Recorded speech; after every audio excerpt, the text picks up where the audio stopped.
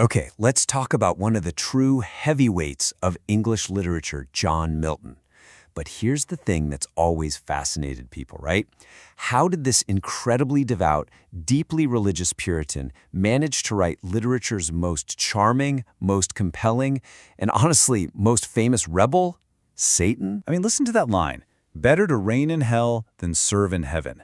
That's from his masterpiece, Paradise Lost, and it's Satan who says it. It just captures this rebellious energy that has captivated readers for hundreds of years. It's a powerful, kind of shocking thing to say, and it's even crazier when you remember who wrote it, a guy who was a serious, devoted man of God. So how does that even work? How do we make sense of that? Well, to get a handle on Milton's devil, you've really got to understand Milton the man. And believe me, his own life was just as dramatic, just as full of conflict as anything he ever wrote. All right, Section 1, A Poet's Divine Mission. Let's go right back to the beginning, with a young Milton who was absolutely convinced he was chosen by God for something big. Yeah, Milton was a total prodigy right from the get-go. Born in 1608, he just breezes through his education at Cambridge. And by the time he's in his early 20s, he's not just good with languages, he's a powerhouse. We're talking mastering Latin, Greek, Hebrew, and a bunch of modern languages on top of that. This guy's intellect was just on another level. And get this, at university, they actually called him the Lady of Christ's College. But hold on, it wasn't an insult, not at all. It was actually a nod to his good looks and his, intense dedication to his studies. He was this really unusual mix of a super serious scholar and a refined, handsome gentleman. So all of this brainpower, all this studying, it was all aimed at one single massive goal. See, Milton wasn't just trying to be a pretty good poet. No, he believed he was on a mission from God. He was convinced he was put here to write the great Christian epic, something that could stand shoulder to shoulder with the classics like Homer and Virgil, but for Christianity. Okay, Section 2, The Revolutionary's Detour. But that grand, poetic plan, it was about to get put on hold. A major plot twist was coming, because history had very different plans from Milton. It was about to drag him out from behind his books and throw him right into the middle of a revolution. Right when Milton is gearing up to write his masterpiece, England basically explodes. The English Civil War kicks off, pitting the Parliament against King Charles I. And for a guy with Milton's strong beliefs, just watching from the sidelines, not gonna happen. So he dives headfirst into the cause. He basically swaps his poet's pen for the pen of a political writer. And his pamphlets were fiery. He argued for liberty, for a republican form of government. He went after the whole idea of monarchy and religious control. For nearly 20 years, he wasn't writing poetry. He was a full-on revolutionary writer, a propagandist for his side. And this line right here, from his tract Areopagitica, it is one of the all-time greatest defenses of free speech, ever. It really gets to the heart of what he believed. For Milton, the freedom to think, to question, to argue, that was everything. It was a core principle he'd championed for his entire life. So, moving on to Section 3, Darkness, Defeat, and Blindness. Milton fought hard for his political cause, and for a while it looked like his side had won, but that victory, it didn't last.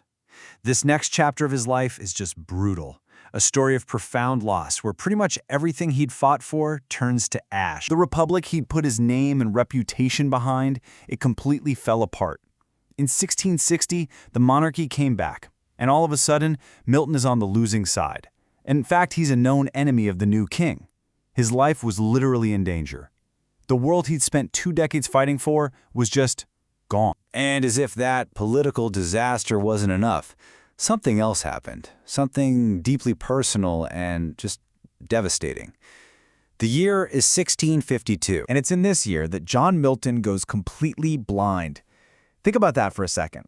This is a man who lived and breathed books, a poet whose entire world was the written word. And now, total darkness. It felt like his entire world was collapsing, both outside and in. But here's where the story gets incredible. In that darkness, where most people would just give up, Milton found a new kind of purpose. In one of his most famous sonnets, he writes, they also serve who only stand and wait. He came to this profound realization that maybe, just patiently enduring this suffering, this blindness, was its own kind of service to God. He wasn't beaten. His mission just changed. Section 4, Creating Paradise Lost. And it's from this place of utter darkness, being a political outcast, being physically blind, that he would finally achieve his life's goal and create an absolute masterpiece. I mean, you really have to stop and think about how he did this. He's blind. He's a political enemy. He can't read a book. He can't write a single word down. He composed all of Paradise Lost. We're talking over 10,000 lines of incredibly complex poetry entirely in his head. And then he dictated it, line by line, to his daughters to write down. It is without a doubt one of the most stunning creative achievements in all of history. Now, the real tragic core of the entire epic happens in Book 9. You can break it down into 4 gut-wrenching steps. First, Satan, in the disguise of a serpent, slithers into Eden, and he's out for revenge. Then, he finds Eve all by herself and just seduces her with his words, his logic, his flattery. Step 3 is Eve's choice. She wants to be independent, she makes a decision, and she eats the fruit. And finally, Adam's fall. He's horrified, but he just can't bear the thought of losing her, so he decides to eat the fruit too. And that's it.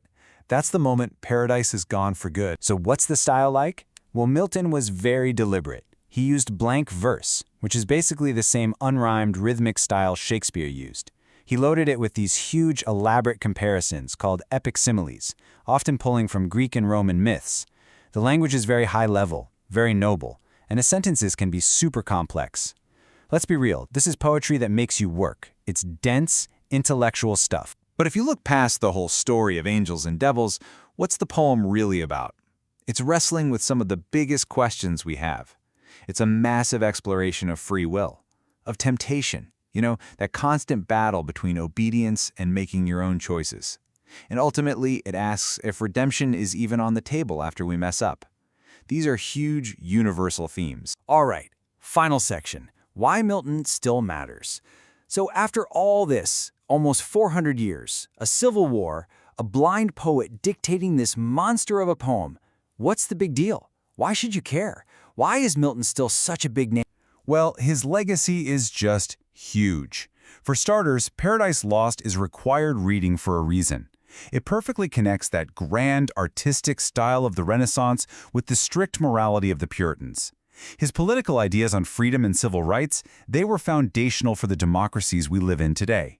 He tried to explain God's plan to humanity. And of course, he gave us Satan, this incredibly complex, charismatic figure that we're still arguing about.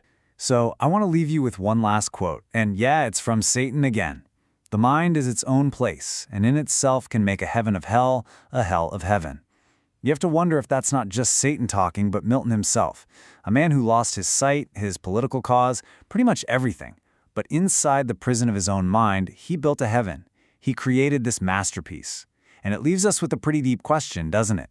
How much of our reality, our own heaven or hell, is just what happens to us?